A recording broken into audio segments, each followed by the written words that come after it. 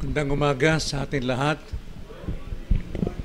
Nawa po bukas po, dalangin natin sa Panginoon na buksan ang ating mga puso para sa paksang ito. Napakalaga po ng ating pag-uusapan, ang ating tatalakayin ngayon, sapagkat ito po yung pinakapuso ng ating pagiging Kristiyano. Ito yung huling bahagi ng ating pag-aaral tungkol sa bunga ng Espiritu. Napakalaga po na unawain natin ito, huwag natin itong pikitan, kundi atin itong unawain, damhin, at panghawakan sa ating buhay. So buksan natin ang ating mga banal na kasulatan, Galatians chapter 5, verse 22 to 23. Galatians chapter 5, verse 22 to 23. Subalit ang bunga ng Espiritu ay pag-ibig, kagalakan, kapayapaan, pagtiyatyaga, kagandahang loob, kabutihan, katapatan, kaamuan, at pagpipigil sa sarili. Laban sa mga ito ay walang kautusan. Ang ibig sabihin, sa lahat ng ito na nabanggit na katangian sa bunga ng Espiritu, walang kautusan ang maaring dumaig dito. So ang ating pong pamagat ngayong umaga ay ang kalayaan sa bunga ng Espiritu. Tunay na kalayaan, pamumuhay sa Espiritu. Tayo manalangin. Panginoon, tunay nga na ang buhay Kristiyano ay hindi po palamuti. Hindi po isang dekorasyon sa mundong ito upang hangaan. Kundi ang buhay Kristiyano ay isang katotohanan na dapat tularan ng lahat ng tao sa sanlibutan. Kaya tulungan niyo kami, Panginoon, sa umagang ito, sa kapangyarihan ng iyong banal na Espiritu, na bigyan kami ng malinaw na pagkaunawa tungkol po sa aming kalayaan. Sapagkat dito po nasisinsay ang napakaraming Kristiyano pagdating po sa kalayaan. Nawa po makita namin, mayapos namin, at maipamuhay namin ang katotohanan ito. Ito ang aming dalangin sa pangalan ng Panginoong Hesus. Amen. Na sa ating panahon ngayon, ang buhay Kristiyano ay may tutulad natin sa isang bilanggo na siya'y pinakawalan, binuksan ang selda, ngunit ayaw niyang lumabas. Mas gusto niyang manatili sa loob ng kulungan sapagkat ito ang kanyang kinagisnan. At hindi niya mapanghawakan ang deklarasyon na siya ay isang malaya na at nananatili pa rin siya sa kulungan. Ganyan ang napakaraming Kristiyano sa ating panahon ngayon. Ayaw pa rin lumabas sa pagkaalipin ng kanyang dating buhay, pagkaalipin sa kasalanan, pagkaalipin sa bisyo, pagkaalipin sa paniniwala, pagkaalipin sa laman. Ayaw niyang mamuhay sa kalayaan. Now, ang aklat po ng Galatia, alam natin na ito'y sinulat ni Pablo na hindi siya natutuwa. Hindi siya nagbubunyi, hindi niya pinakilala ang kanyang sarili na isa siyang taong ginagamit ng Panginoon para sa ikatitibay lamang ng mga kapatiran, kundi ginamit niya ang Galasyang ito upang ituwid ang mga Kristiyano rito na dati sila ay naligtas sa biyaya ng Diyos, naligtas sila sa kautusan, sa pagkaalipin ng laman, ngunit sila'y nanumbalik dahil sa umiiral na mga bulaang aral. Sa ating panahon, napakaraming bulaang aral. Kahit nagsasabing sila'y Kristiyano, ngunit masdan mo ang kanilang buhay ay nababatay sa kanilang doktrina at ang kanilang doktrina ay kalayaan sa sarili. Kaya si Pablo, sumulat siya ditong mabigat ang kanyang puso at mabigat ang kanyang pananalita upang ituwid ang buhay ng mga nagsasabing Kristiyano. Kaya sabi ni Pablo, kami man o anghel ang dumating sa inyo na mangaral ng kaibang ebanghelyo, sumpain siya. Ganun po katindi ang naging buhay ng Galatia na sila po ay na-deceive o sila ay nalinlang na mga moderno, o hindi naman moderno, kundi doktrina na kinagisnan at sila ay nanumbalik muli sa gawa ng laman, sa pagtupad, sa kautusan. At si Pablo rito ay nagpakilala o nagturo sa atin sa chapter 4 na si Jesucristo ay nagkatawang tao, isinilang ng isang birhen upang iligtas ang mga taong nasa ilalim ng kapangyarihan ng kautusan sa pagkaalipin.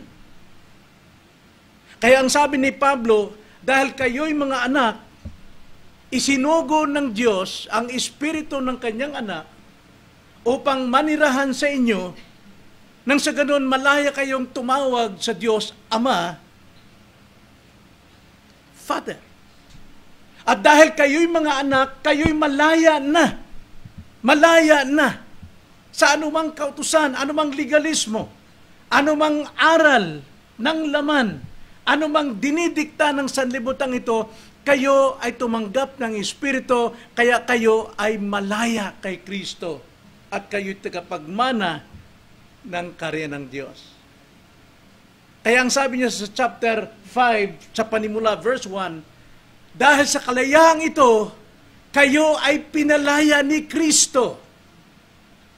Sa kalayaang ito, kailangan si Kristo ay mamatay, magdusa, umako ng lahat ng kaparusahan at hiningi ng kautusan ng laman ng sanlibutan upang kayong sumampalataya ay makalaya. At sa pamamagitan ng kalayaang niya, mamuhay kayo sa kabanalan. At ang kabanalan ay makikita natin sa mga katangian ng bunga ng Espiritu.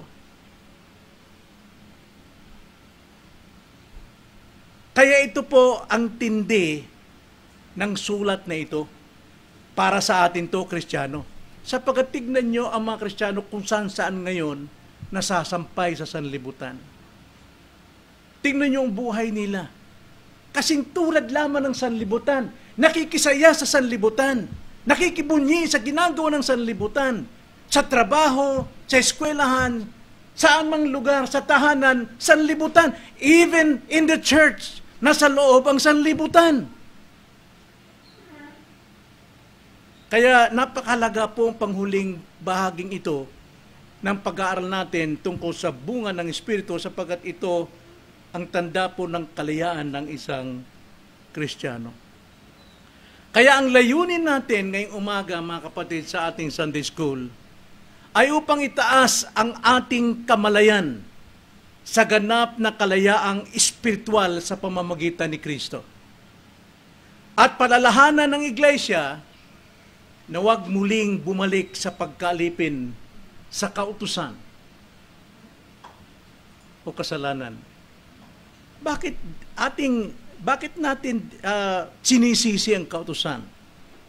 Atin pong alamin ngayon yan kung bakit po sinasabing huwag tayong bumalik sa pagkaalipin ng kautusan sapagkat ang kautusan po, mga kapatid, ito'y umaalipin sa mga tao na kailang sundin mo pero wala ka namang kaligtasan sa pagsunod sa kautusan.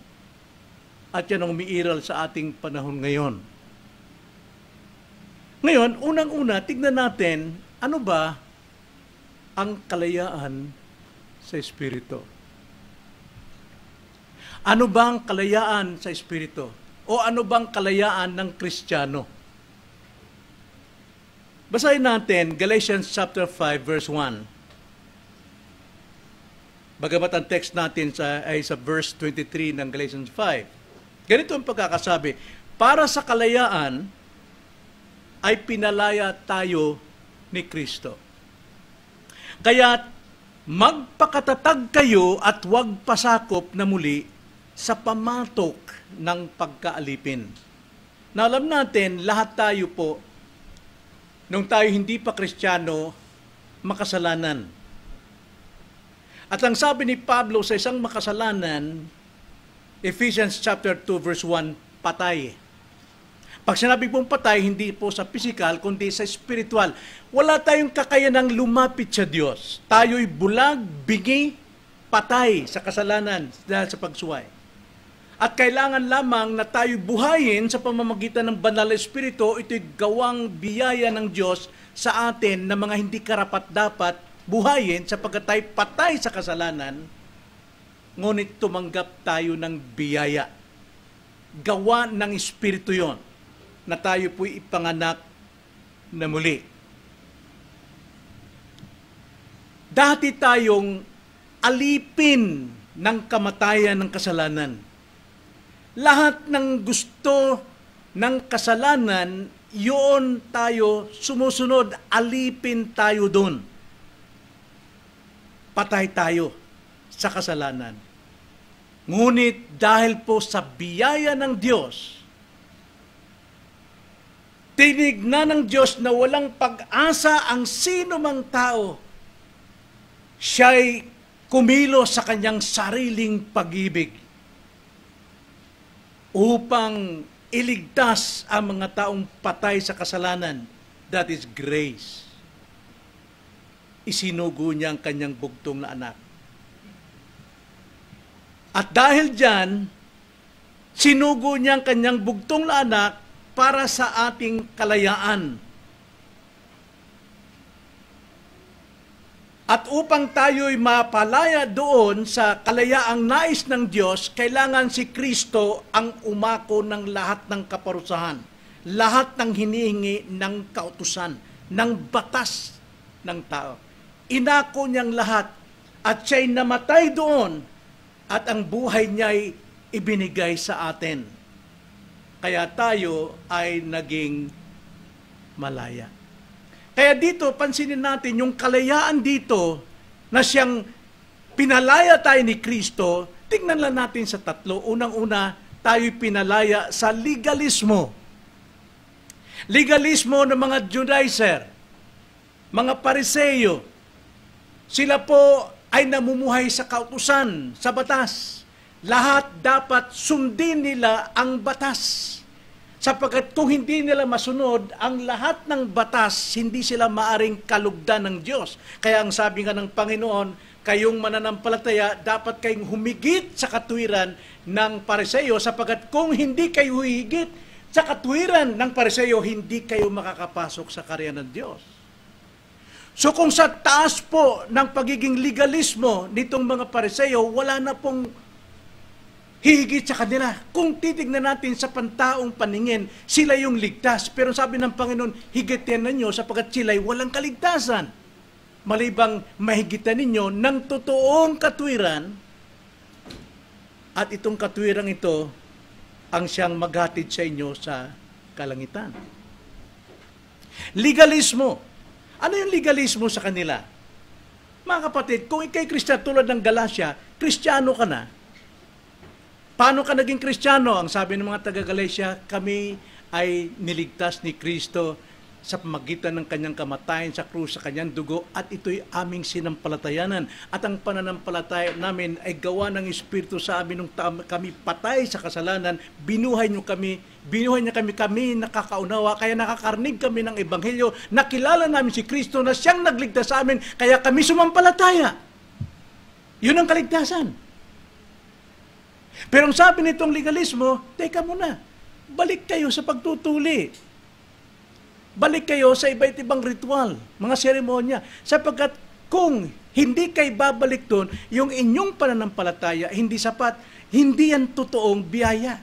Kailangan nyo pa ng biyaya galing sa pagtupad nitong mga ritual, legalism. At marami ngayon, ginagawa ngayon. Para maligtas ka, kailangan kang maging miyembro sa isang iglesia. Kailan naging kaligtasan ang pagiging miyembro? Pero idinadagdag ito na para sa akin, masakit man isipin, pero dito po sa Reform, may mga tradisyon na kailangan sundin mo dahil kung hindi, kailangan madisiplina ka.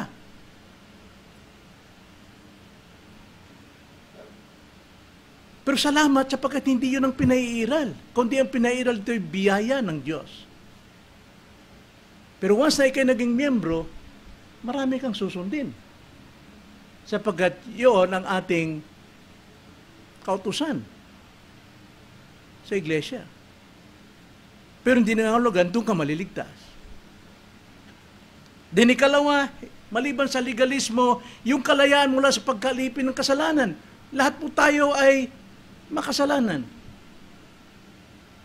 At lahat tayo ay nagkakasala pa. Pero isang mabuting balita, lahat ng pinalaya ni Kristo sa kasalanan hindi na alipin ng kasalanan.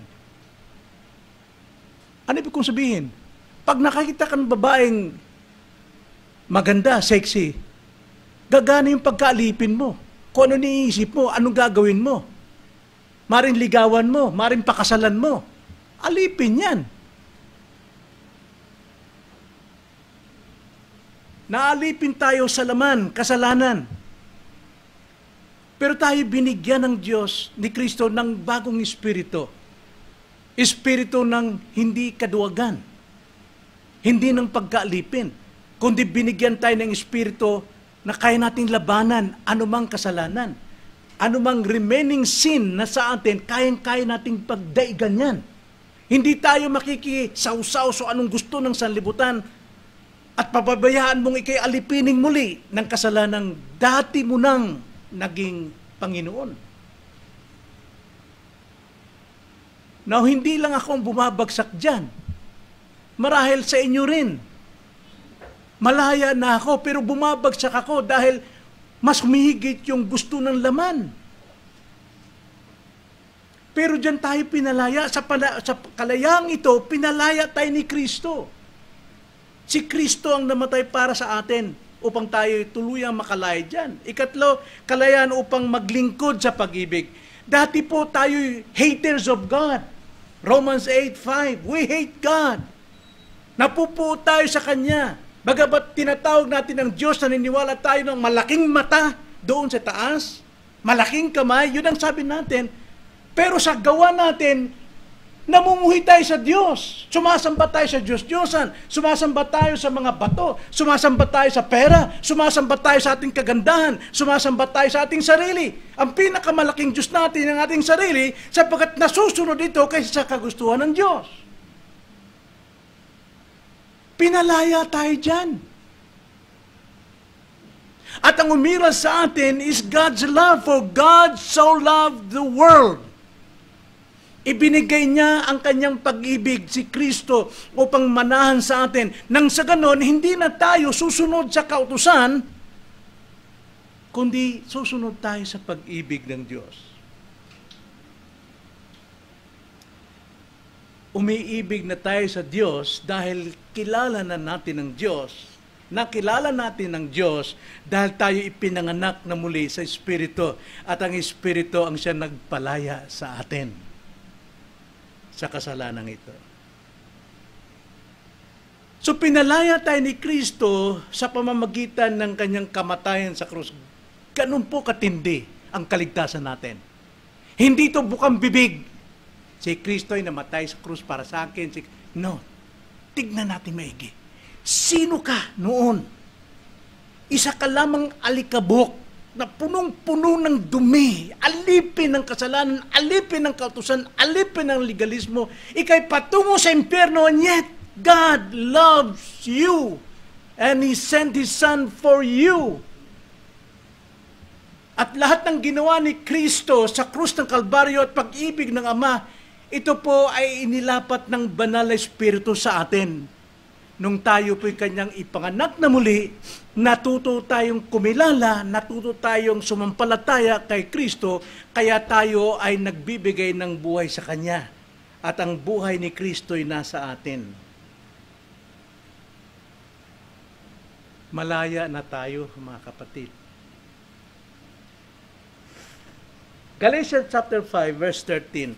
Kung ating pong babasahin yon, kung ikay Kristiyano, kung totoo kang Kristiyano, itong masasabi ko sa iyo, gaya ng sinabi ni Pablo, sa mga totoong Kristiyano sa Galacia na ngayon ay alipin ng maling aral.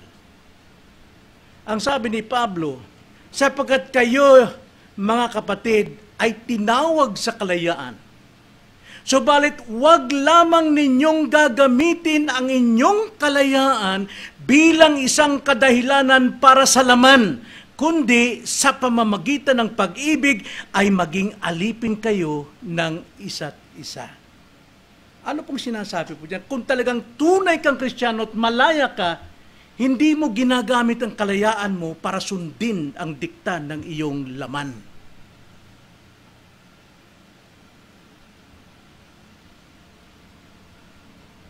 Daming Kristiyano sa mga concert.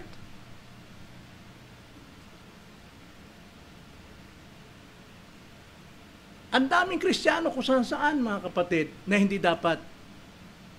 Sapagkat napakaliwanag po, bilang Kristiyano, we have to offer our bodies as a living sacrifice every day, na siyang ating karapatang o katanggap-tanggap na paglilingkod sa Diyos. Romans 12:1. Bawat araw, ino-offer natin as a living sacrifice, not a dead one, tulad nung panahon sa Old Testament, meaning to say, isang makasalanan. Then verse 2 sa Romans 12, huwag tayong makiayon sa saya, sa itsura, sa kaligayahan, sa hubog ng sanlibutan, kundi magbago tayo ng isip. We can do that. Why? Because we are a new creature. Pwede tayo magbago ng isipan sapagkat tayo mga bagong nilalang na.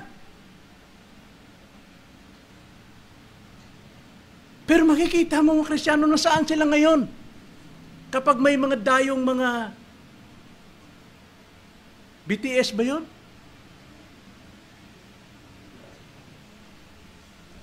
Mga kapatid, kaya ang sabi nga, kung ikay malaya, huwag mong gagamitin ang kalayaan mo para masunod mo ang iyong laman. Kaya sinasabi ko mga kapatid, napakaseryoso itong sulat ni Pablo sa Galatian. Sapagkat it's a matter of life and death. Life and death. Napakahalaga ito. So lahat po ng ginawa ng Ama, yung love niya sa atin from the beginning, bago magsimula ang sanlibutan, at yung pong fulfillment ng ginawa ni Kristo sa krus ng Kalbaryo, lahat ito'y inilapat, inapply ng Banal na Espiritu sa atin nung tayo po'y makinig sa pangangaral at ang Banal na Espiritu ay binuhay tayo upang maunawa natin ang ating napapakinggan at ating maunawaan at sampalatayanan. Lahat po ng biyayang ito na ginawa ng Diyos, inilapat sa atin, nasa atin ang lahat ng ito. Pati ang bunga ng Espiritu. Well, pwede mo sabihin, tao lang ako, mahina ako. Yes, tao ka sa isang banda dahil nasa iyo ang kalikasan bilang tao. Remaining sin. Pero ang sabi ng Panginoon, hindi tayo tumanggap ng espiritu ng kaduwagan, but of power. Hindi tayo dapat magpaalipin doon. So ang tunay pong kalayaan ng isang Kristiyano ay hindi para paalipin sa legalismo, paalipin sa laman, sa kautusan,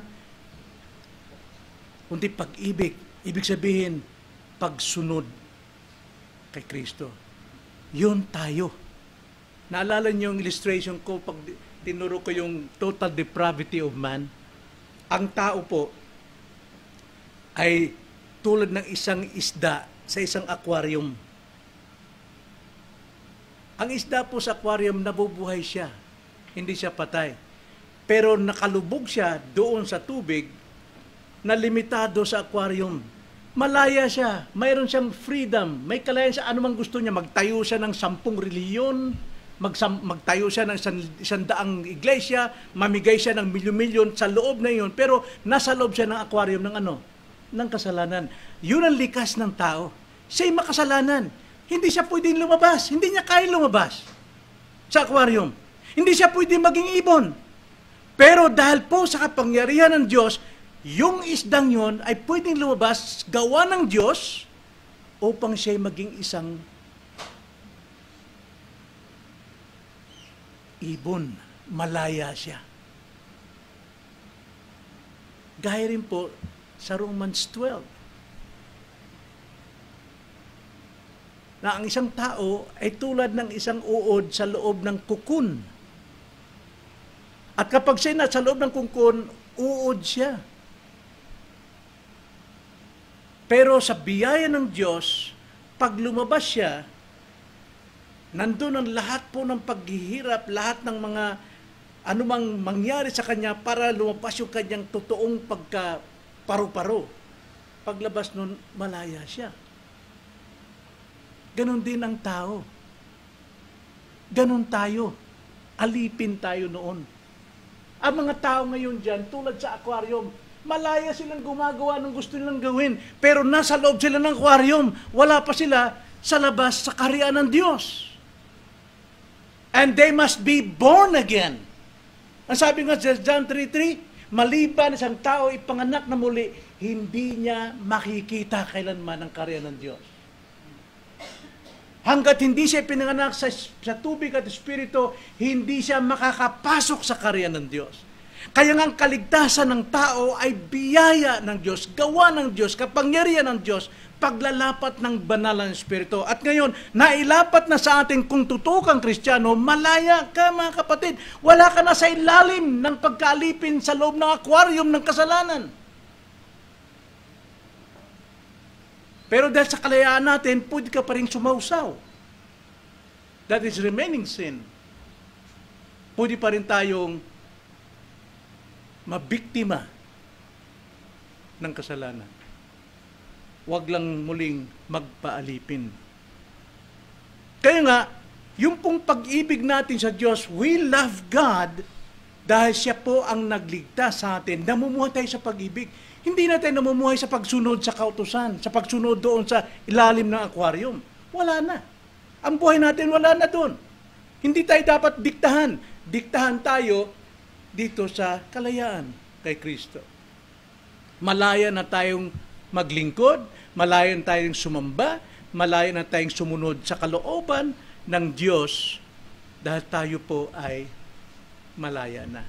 So, totoong kalayaan, ito yung pagsunod natin sa Diyos at pag-ibig natin sa kapwa. Ito yung kalayaan.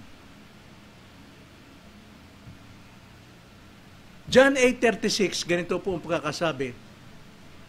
Kaya't kung kayo'y palayain ng anak, sino? Si Kristo.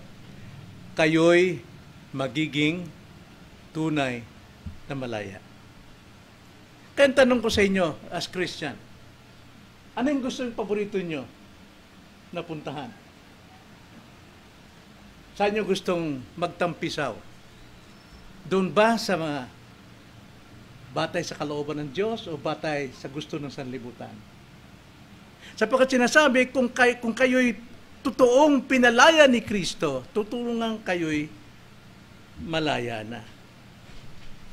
Kaya, Romans 8:1, ganito pong pagkakasabi kung ating babalikan sa justification. Sabi, ngayon nga'y wala nang kahatulan sa mga nakay Kristo.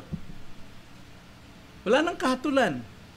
Dahil ang ginagawa natin is loving our God above all and loving our brethren. Second,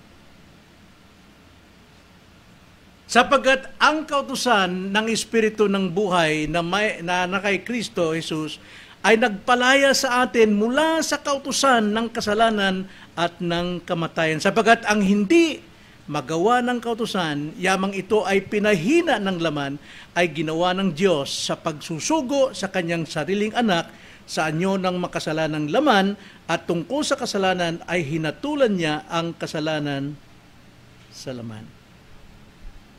Yan po yung ating totoong kalayaan. Ang pagkalipin sa katuwiran at hindi na sa kasalanan at laman. Nabalikan natin ang dalawang pagkukumpara sa pamumuhay laman at sa espiritu. Alam kong unawa na natin ito, pero gusto kong bigyan natin ng pansin pa. Na pag sinabing pamumuhay sa laman, ibig sabihin lagi kang guilty sa buhay mo. Lagi kang guilty sa bawat kilos mo. Parang hindi ka malaya. Romans 3:20, ganito ang pagkakasabi. Sapagkat sa pamamagitan ng mga gawa ng kautusan, ay walang tao na itinuturing na ganap sa paningin niya. Sapagkat sa pamamagitan ng kautusan ay ang pagkakilala ng kasalanan. Lagi pong guilty ang isang Kristiyano sapagkat alam niya sa kanyang kasalanan nakalabag siya sa kautusan. Ano niyo ba? Pag ako'y nagkasala sa aking kapwa, halimbawa kay Brother Bernard, nagkasala ako kay Brother Bernard, sama ako ng loob. Ang nasa isip agad natin, naku, kasalanan yun, labag sa kautusan yun eh. Kaya laging binubuhay sa iyo yung kasalanan mo dahil doon sa kautusan. Kumikilos ang laman natin, guilty palagi. Whereas kung sinasabi natin, si Brother Bob ay mayroon akong sama ng loob, hingi ako sa kanya ng forgiveness, namumuhay tayo sa pag-ibig. Walang guilt. Sinusunod natin ang pag-ibig ng Diyos na nasa atin. Ang pag-ibig naman natin sa Diyos ay higit sa kautusan. Hindi natin sinasabing ang kautusan alisin na sa buhay natin sapagkat ang kautusan ay banal, matuwid. Ito'y sa Diyos, ito'y salita ng Diyos. Ang layunin ng kautusan, ilantad ang iyong kasalanan upang ikay lumapit kay Kristo na iyong tagapagligtas. At kapag ikay tagapagligtas kay Kristo, inako mo ng kaligtasan ng pag-ibig niya, kaya naman pag-ibig natin ay sa Diyos at sa kapwa-tao, hindi na sa kautusan. Pero hindi ko sinasabing against tayo sa kautusan. Ang kautusan po ay banal. Hindi mo sana malaman na ikay nag-iimbot kung walang kautusan. Pero bakit ka magiging guilty dyan kung ikay niligtas na ng Panginoon sa kautusan?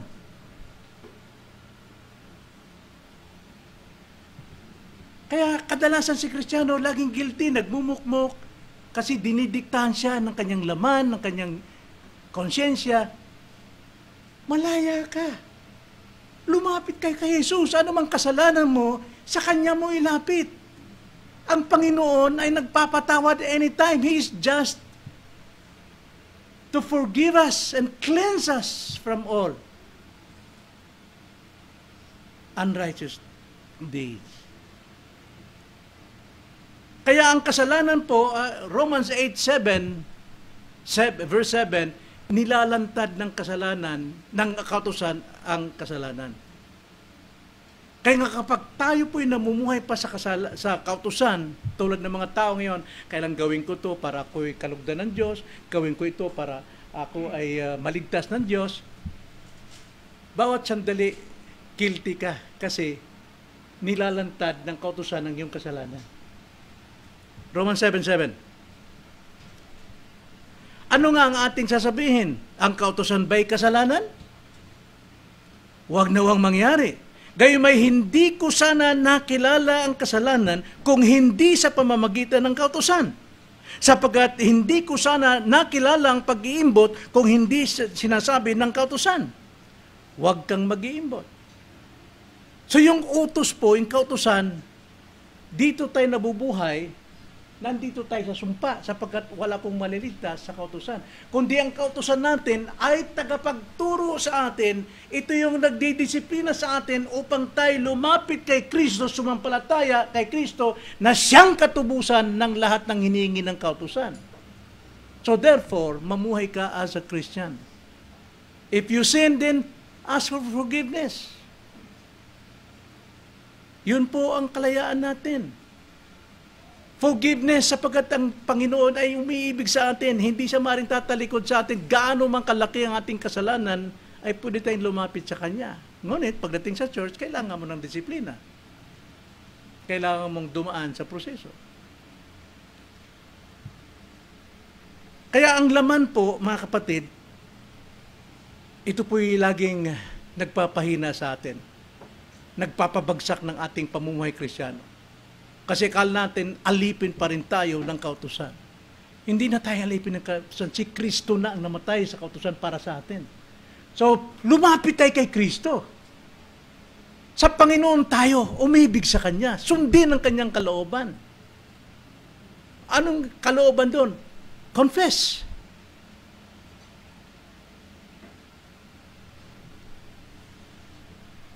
Kaya nga, kapag nagtitiwala pa rin tayo sa kautusan na siyang dapat nating sundin para tayo maging matuwid sa Diyos at hindi yung ginawa ni Kristo, alipin tayo dyan. At habang tayo naalipin sa kautusan, namamatay tayo. Namamatay tayo sa kasalanan. Kaya nga sabi ni Pablo, huwag na kayong bumalik. Doon. Kung kayo pinalaya na, tunay kayong malaya kay Kristo. Huwag kayong bumalik doon. Kaya nga sabi sa Galatians 3:10, balitaan natin, mga turo ni Pablo, sapagkat ang lahat ng umaasa sa mga gawa ng kautusan ay nasa ilalim ng sumpa. Sapagkat nasusulat, sumpain ang bawat isang hindi sumusunod sa lahat ng bagay na nasusulat sa aklat ng kautusan.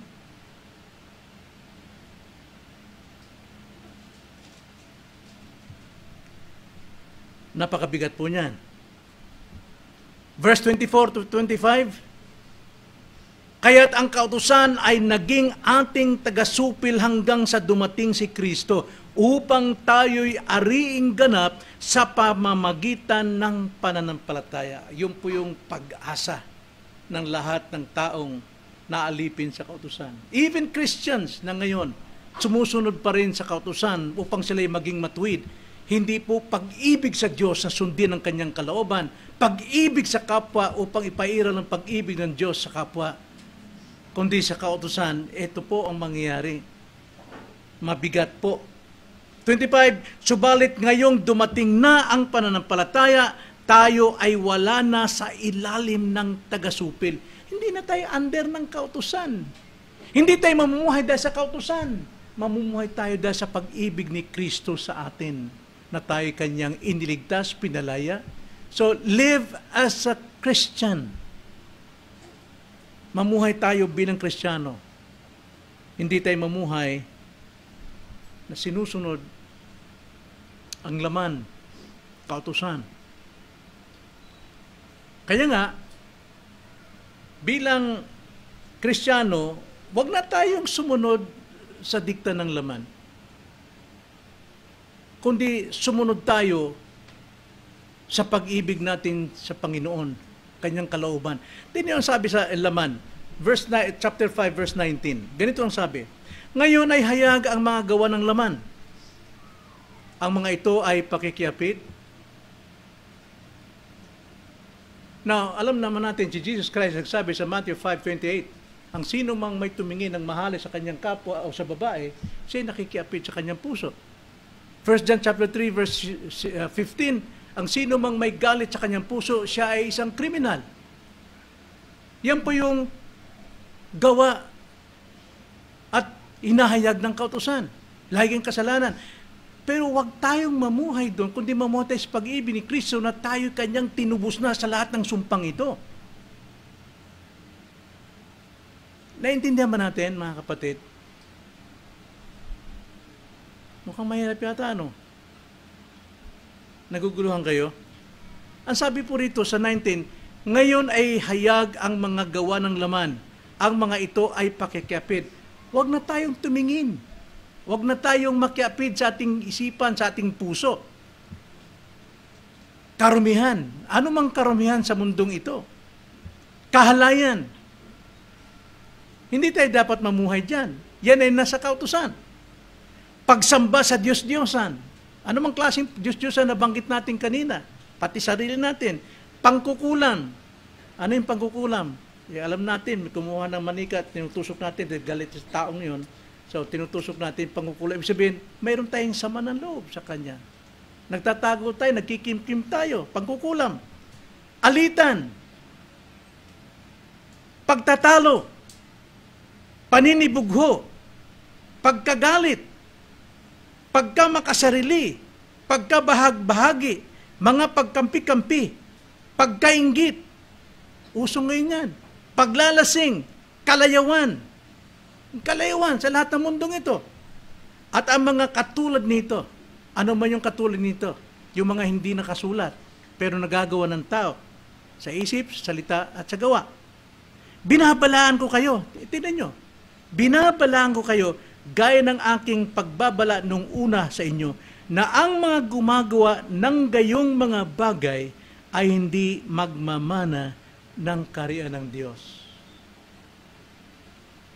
Kung lagi po tayong nagigilty sa mga bagay na ito, at alam natin kapag ka ikaw ay isang hindi Kristiyano, pababayaan mo yung guiltiness Magiging masaya ka, ipagmamalaki mo pa, alipin ka pa rin nito. Lahat ng kilos mo ay ayon sa kautusan, lahat ng ginagawa mo ayon sa laman, hindi ka kumikilos ayon sa pag-ibig ng Diyos at namumuhay ayon sa biyaya ng Diyos.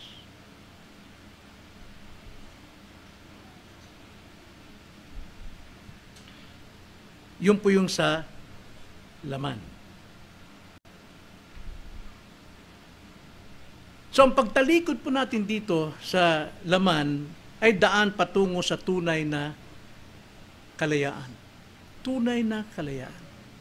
Romans 8:9, at kayo hindi na sa laman, kundi sa Espiritu, kung talagang nananahan sa inyo ang Espiritu ng Diyos, na walang iba kundi si Kristo.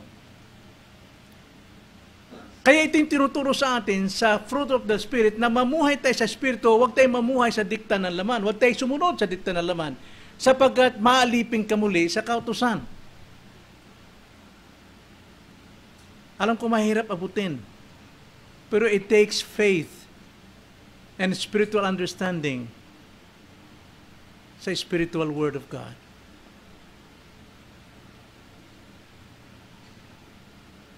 Sa laktod pang istorya may igsoon. In summary na kwento, huwag tayo makiayon sa libutan. Huwag tayo makiayon sa libutan. Bagamat tayo nasa sanlibutan pa, pero hindi tayo makasanlibutan. Kaya mamuhay tayo bilang hindi makasanlibutan. That's Christian. Then pangatlo, ang kalayaan dulot ng bunga ng Espiritu. Kanina sa laman. Sa Espiritu. Ang sabi po sa ating teksto, sa huling-huli na phrase, laban sa mga ito ay walang kautusan. Laban sa mga ito po yung mga katangian ng Espiritu. Ang bunga ng Espiritu, katangian, lahat yon. Laban dito, wala pong anumang kautusan maaring sumaklaw dyan. Malaya tayo dyan. Tayo po ay sumusunod at namumuhay progressively sa kabanalan hanggang sa glorification natin. Yan po yung sa Espiritu. So, ito po yung bunga ng Espiritu, kalayaan sa pagkatali, no, sa puot natin before. Wala na tayo doon. Tayo po ay namumuhay sa pag-ibig. Na marami pong aral sa ating panahon ngayon, yung antinomianism, yung pong ayaw nang maniwala sa kautusan, hindi po tayo ganun tawag nito, yung katindi. Tayo naniniwala sa kautusan, ito po ay salita ng Diyos, matuwid, banal, katwiran, at hindi pwedeng alisin sa buhay natin, kundi tayo po ay nasa biyaya ng Diyos, sa pag-ibig ng Diyos, sa ating buhay bilang Kristiyano. Wala na tayo sa pamumuhay sa kautusan. Ang kautusan hindi na magdidikta sa atin, kundi ang magdidikta sa atin yung pag-ibig ni Kristo at pag-ibig natin sa Kanya. Paano tayo sumunod? Tayo wala na sa ilalim ng aquarium ng kautusan. Tayo nasa kalayaan po ng karian ng Panginoon. Yun po ang ibig kong sabihin. Kailangan pa rin ang kautusan. So sa pamagitan ng pag-ibig, mayroon tayong kapayapaan. Sapagkat the fulfillment of the law is love. Ang sabi nga sa Romans chapter 8, I think verse 10, na ang katuparan ng kautusan ay ang pag-ibig ng Diyos. Tayo pinalaya sa mga samanan ng loob, mga kapatid. Huwag na tayong magkaroon ng sama ng loob sa ating kapwa. Ephesians 4:31-32, ganito ang pagkakasabi. Lahat ng pait, galit, poot, pag-aaway at paninirang puri ay inyong alisin, pati lahat ng kasamaan. At maging mabait kayo sa isa't isa, mga mahabagin, mapagpatawad sa isa't isa, gaya ng pagpapatawad ninyo, sa inyo ng Diyos kay Kristo. Gaya ng pag-ibig ni Kristo sa atin, siya rin nating dapat ipahayag na pag-ibig sa ating kapwa. Mamuhay tayo sa pag-ibig at hindi na po sa laman. At hindi lang yung kalayaan sa pagkatali natin sa galit at puot, kundi kalayaan natin mula sa takot at panghihina ng loob. Kaya ng ating pong sa fruit of the Spirit, una pamagitan ng pag-ibig at kapayapaan, ngayon naman kagalakan sa Espiritu na nagbibigay sa atin ng kapanatagan. Philippians 4:6, ganito ang pagkakasabi, huwag kayong mabalisa sa anumang bagay, kundi sa lahat ng mga bagay, sa pamamagitan ng panalangin at pagsamo na may pagpapasalamat, ay ipaalam ninyo ang inyong mga kahilingan sa Diyos. So, wala na tayo ron sa pagkaalipin po sa anumang pagkabahala. Dapat tayong may kagalakan, kapayapaan. Paanong gagawin? Ating ihayag sa Diyos ang lahat ng ating mga pangangailangan. At dun sa bunga ng Espiritu, hindi lamang kagalakan, kapayapaan, kundi tayo po ngayon ay may kalayaan mula sa kawalan ng pagtitiis. Dati hindi tayo mapagtiis. Sapagkat ang pagtitiis sa ating buhay, mga kapatid, ay nagbibigay sa atin ng lakas. At naalala ko si Brother Boy, alam kong nahihirapan ng kanyang may bahay sa paglalakad ng mga requirements sa hospital, sa kanyang karamdaman, kailangan dito ang pagtitiis. Sapagkat pagtitiis lamang ang makapagbibigay sa atin ng kagalakan, sapagkat ang bunga ng pagtitiis ay katuparan. Kung wala kang pagtitiis, walang mangyayari sa iyo. Kaya nga, sa lahat po ng trabaho natin, karir, ano pa nung ginagawa natin, kadalasan naramdaman natin ang panghihina sa kalagitnaan ng ating pagsusumikap. Kalagitnaan o di kaya sa bandang dulo, sa 3/4 na ng ating paghihirap. Pero kailangan natin ng continuation, pagtitiis. Sapagkat pagtitiis ang magtatapos para maabot natin ang ating hinahanap. Ito yung lakas natin. Kapag wala tayong pagtitiis, bagsak tayo. Ngunit nasa atin ang pagtitiis sapagkat yan ay bunga ng Espiritong nasa atin. Kailangan natin upang hindi tayo sumuko sa mga pagsubok. Actually, yung sabi ni James, may magandang nangyayari kapag tayo nagtitiis. Santiago mismo nagsasabi, James 1 verse 2 hanggang 4. Ano nangyayari kapag tayo nagtitiis? Mga kapatid, ituring ninyong buong kagalakan. Yan isang bahagi ng pagtitiis, kagalakan. Kapag kayo'y naharap sa sari-saring pagsubok. Bakit? Yamang inyong nalalaman ng pagsubok sa inyong na sa inyong pananampalataya ay nagbubunga ng pagtitiis. At ang inyong inyong hayaan na malubos ng pagtitiis ang gawa nito. So may ginagawang pagtitiis sa ating puso, sa ating buhay, upang kayo'y maging sakdal at ganap na walang anumang kakulangan. Nandun yung katuparan. Magiging sakdal, walang kakulangan. Kaya mula po sa kasakiman ng ating dati, mga interest natin, karamihan, yun ang bunga ng kasalanan, makasarili, ay nariyan po ang kabutihan at ang kagandahang loob na ating natalakay na nitong mga nakaraan. At ito'y nagtuturo sa atin ng pagmamalasakit sa iba. Yung kabutihan, kagandahang loob, pag-ibig na ibibigay natin sa kapwa. Luke chapter 6:35, ganito ang pagkakasabi, subalit ibigin ninyo ang inyong mga kaaway at gumawa kayo ng mabuti. Magpahiram kayo sa hindi umaasa ng kapalit. Malaki ang magiging gantimpala ninyo at kayo'y magiging mga anak ng katastasan sapagkat siya'y mabait sa mga di mapagpasalamat at sa masama. Yan po yung buhay pag-ibig natin sa Diyos at sa ating kapwa. Pero kung namumuhay tayo katusan, magbayad ka. Kailangan, balik mo ito sa sunod linggo. Kailangan kong pera to. May interest na yan Pero dahil tayo nabubuhay sa pag-ibig, nagpaparaya tayo. At may malaking gantimpala. Pagtitimpi, magbibigay sa atin ng kakayahang kontrolin ng ating sarili. Namumuhay tayo sa pag-ibig ng Diyos. Hindi na sa dikta ng kautusan. So, paano tayo mamumuhay sa kalayaan ng Espiritu? Again, balikan ko yung Galatians 5:1.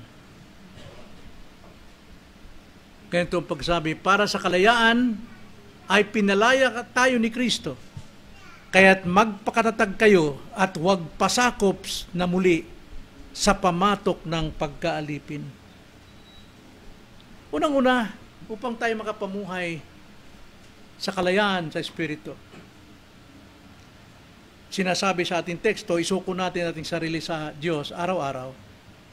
Sa Kanya tayo dapat magpasakop, magpailalim, magpadikta, hindi sa anumang gawa ng laman. Lumakad tayong malaya sa Espiritu, hindi sa dikta ng anumang kasalanan. Malaya tayong umibig, magbigay ng lugod sa Diyos, lumakad sa kagalakan, kapayapaan sa Diyos, hindi po sa kalayaan ng laman, kung anong gusto mo, kung anong gusto ng laman. Kaya sabi nga ni Pablo sa Galatians 5:13, kung kayo'y tunay na pinalaya ni Kristo, huwag niyong gamitin ang inyong kalayaan para masunod ang gusto ng inyong laman. Total, malaya naman ako hindi ako muna sasamba sa Diyos. Nasa tao yun. May kalayaan. Huwag natin gamitin ang ating kalayaan para sundin ang kasalanan. Hayaang salita ng Diyos ang maging gabay natin sa buong buhay. Tandaan niyo yung aral ni Pastor Rolly. Ang isang taong mapalad, hindi lumalakad sa payo ng mga masama, hindi tumatayo sa daan ng mga makasalanan, ni hindi umuupo sa upuan ng mga manlilibak, kundi ang kanyang kagalakan, ang kanyang kaligayahan ay sa salita ng Panginoon. Binubulay-bulay ito araw at gabi. At siya'y magiging tulad sa isang punong itinanim mismo sa tabi ng batis. At siya'y namumunga at nagtatagumpay sa lahat ng kanyang ginagawa. Yan po yung kalayaan natin sa Espiritu. Sundin natin ang salita ng Panginoon. Paalalang muli, sabi ni Jesus Christ, sa mga sumasampalataya sa Kanya. Patunayan ninyong kayo'y mga alagad ko sa pamagitan ng pananatili sa aking mga salita. Malalaman ninyo ang katotohanan at ang katotohanan ang siyang magpapalaya sa inyo. Palakasin ninyo ang inyong relasyon sa Diyos. Huwag ninyong palakasin o pabayaan na kayo mahulog sa tukso ng sanlibutan. Bagkos lagi natin isakripisyo ang ating sarili ng katawan na buhay sa Diyos bilang ating karampatang paglilingkod o pagsamba sa Kanya. Huwag tayong makiayon sa takbo ng sanlibutan, kundi magbago tayo ng isipan. Ito'y sa pamagitan ng pagsisisi natin upang makilala natin kung ano ang tama at banal na kalooban ng ating Panginoon. Maging malaya tayo, mabuhay tayo sa kalayaan. At higit sa lahat, sa paglakad po sa Espiritu, kalayaan sa Espiritu, maging kabahagi tayo sa isang Kristiyanong komunidad, and that is the church. Maging kabahagi tayo sa Kristiyanong komunidad. Walang iba kundi ang Kristiyano. Lumago tayo sa pananampalataya. Lumago tayo sa ating pag-ibig sa isa't isa. Lumago tayo sa pagkikinig ng salita ng Panginoon. Lumago tayo sa pagsunod sa pagsasabuhay ng mga natutunan natin salita ng Diyos. Huwag nating kaligtaan ito. Hindi ka lalago. Hindi ka magiging totoong Kristiyanong matibay kung hindi ka kabahagi ng isang lokal na iglesia. Komunidad ng mga mananampalataya. Sapagkat yan ay katawan ni Kristo. Hiwalay kay Kristo, wala kayong magagawa kung hindi kayo kabilang sa katawan ni Kristo. At dito mo lamang may sasagawa ang pamumuhay sa pagsunod sa Espiritu ng Diyos at hindi sa kagustuhan ng iyong laman. So, ang tunay na kalayaan ay hindi ang paggawa ng anumang nasa natin, gusto natin, kundi ang kalayaang mamuhay sa kabanalan, sa pagsunod sa kalooban ng Panginoon. Kaya ang tanong ko, mga kapatid, sa umagang ito, namumuhay ka ba sa tunay na kalayaan ng Espiritu? Namumuhay ka ba sa tunay na kalayaan ng Espiritu? O ikaw pa rin ba'y alipin ng kasalanan? Tayo manalangin. Panginoon, nagpapasalamat kami sa umagang ito sapagkat ang salita ninyo'y napakalinaw at ang banal na Espiritu ninyo'y mabiyaya upang bigyan kami ng espiritual na kaunawaan upang matanggap namin ng mga espiritual na katotohanan. Sapagkat ang katotohanan ito siya lamang makapagpapalaya sa amin. Nawa nga po, Panginoon, kayo po ay tumawag ng mga taong nasa pagkaalipin ng kasalanan, ng kautusan, ng legalismo, ng sanlibutan, upang sila'y makalaya kay Kristo. Kanilang sampalatayanan ang ginawang sakripisyo, kamatayan, pagdurusa ni Kristo sa krus upang mapalaya ang taong alipin ng kasalanan. Nawa po sila'y mapabilang sa iyo pong komunidad. Maraming salamat po, Ama, itong aming dalangin sa pangalan ng Panginoong Hesus. Amen.